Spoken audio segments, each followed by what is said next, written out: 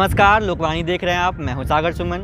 आज हम एक पुल पे खड़ा है जिसका निर्माण वर्ष 2012 में हुआ था और खुद महज 2-3 वर्षों के बाद पुल जो स्थिति थी पुल की जर्जर हो गई है। और आप देख रहे हैं कि किस तरह पुल के ऊपर भारी वाहनों की आवाजाही को रोका गया है। बैरिकेडिंग दीवार खड़ी कर दिए गए हैं। इससे पहले जो था यहाँ पे बैरिकेडिंग लगाए गए थे, लेकिन अब जो बैरिकेडिंग को बार बार तोड़ा गया। बड़ी बड़ी गाड़ियाँ आती थी, रात में उनको दिखता नहीं था और बैरिकेडिंग को तोड़ते हुए निकल जाते थे।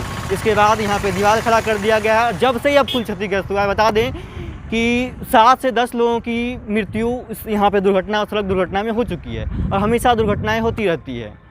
और ये पुल की जो स्थिति है बहुत ही जर्जर हो चुकी है। हमेशा देखिए, पीछे भी दिखाई आप किस तरह से यहाँ पे दीवार खड़ी की गई थी वाहनों को रोकने के लिए, लेकिन इसके बाद भी या बड़ी बड़ी गाड़ियाँ आई उसको उड़ा के चली गई। और इसके बाद अब जो दीवार बनाया गया है, दीवार दिख रहा है पीछे आपको, वो बहुत ही मजबूत है। और अब इस तरह से संकीर्ण कर दिया गया है इस सड़क को कि सिर्फ एक बार में एक वाहन ही गुजर पाएगा, दूसरा वाहन नहीं गुजर पाएगा। पहले क्या थे, और 1 वाहन 2 वाहन आराम से गुजर जाते थे, लेकिन अब सिर्फ एक ही वाहन गुजर पाएंगे, एक बाइक भी साथ में नहीं गुजर पाएगा। बता दें कि ये जो पुल है, इस पुल से अक्सर मंत्री विधायक लोग गुजरा करते हैं। सांसद चिराग पासवान जो यहाँ के सांसद हैं वो भी गुजरा करते हैं। हालिया दिनों में जब बिहार मंत्रिमंडल का गठन हुआ था, उसके बाद यहाँ की बिहार मंत्रिमंडल के सदस्य लेसी सिंह और वन और पर्यावरण मंत्री नीरज सिंह बबलू भी इसी रास्ते से गुजरे थे।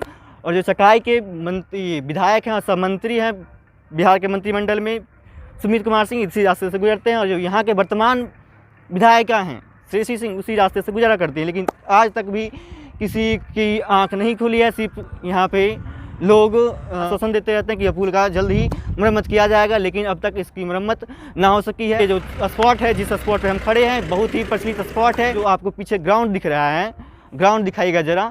इसी ग्राउंड में माननीय प्रधानमंत्री नरेंद्र मोदी जी भी आए थे श्री चिराग पासवान के चुनाव प्रचार के लिए।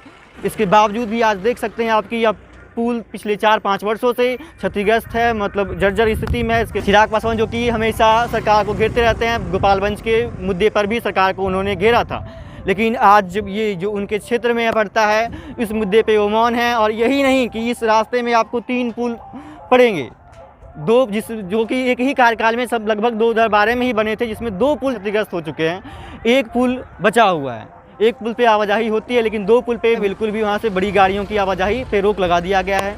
और हमेशा इस स्थिति में दुर्घटनाएं होती रहती है। हमेशा दुर्घटनाओं को आप यहाँ पे देख सकते हैं। हमेशा अब तक बता दिए, पहले पिछले भी बताया था कि अब तक लोगों की मृत्यु हो चुकी है दुर्घटना में। और आप देख सकते हैं यहाँ पे कुछ ही दूर पे नदी है जहाँ पे छठ घाट है और लोग छठ करते हैं। और यहाँ पे हमेशा जो है नदी के नीचे भी भीड़ होती है, लोग स्नान करते हैं। ऐसे में यदि कभी पुल क्षतिग्रस्त हो जाए, कभी पुल बड़ी घटना हो जाए, तो क्या तब सरकार जागेगी? अब तक तो सरकार बिल्कुल सोई है। 4-5 वर्षों से जब पुल क्षतिग्रस्त है, इसके बाद भी अभी तक कोई इस पर सुनवाई नहीं हुआ है।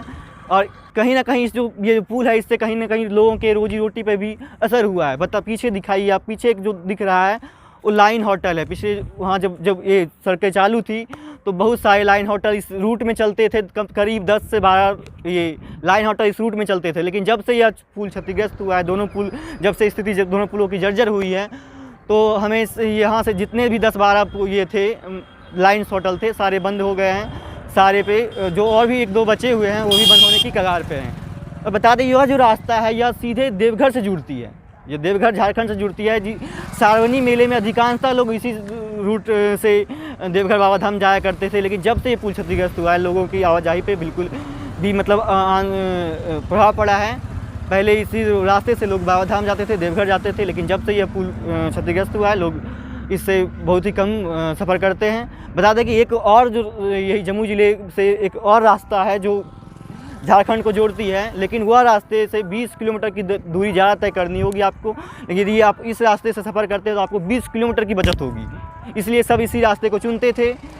लेकिन अब यह रास्ता जो है अवरुद्ध हो चुका है। अब देखिए क्या होता है। आज के लिए बस इतना ही। धन्यवाद। बनी रहिए लोकवाणी के साथ।